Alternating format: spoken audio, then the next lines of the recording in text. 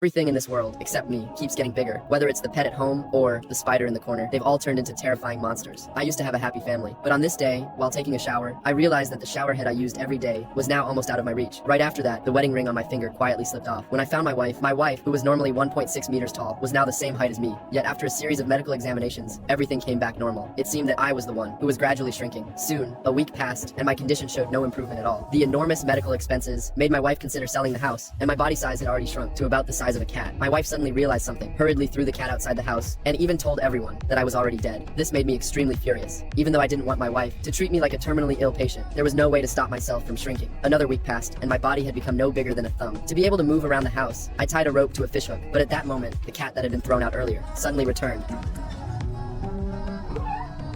The once harmless little cat had become a gigantic beast before my eyes.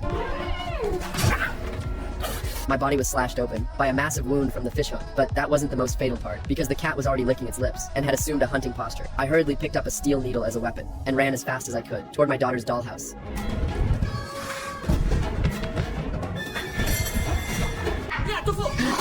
In the end, I was driven into the basement. Luckily, there was a trash bin that cushioned my fall. But the terrible thing was, my wife's clear voice echoed from above my head. No matter how desperately I shouted, trying to get her attention, my voice was simply too small. And when my wife saw the cat entering the room, a terrifying thought suddenly flashed through her mind. Night fell. I was still inside the trash bin. After finding a piece of rag in the bin and draping it over myself, I carefully stepped outside. Fortunately, that sewing needle was not far away. After picking up the needle, I saw the window, perhaps only by climbing out. Could I draw my wife's attention again? But just at that moment,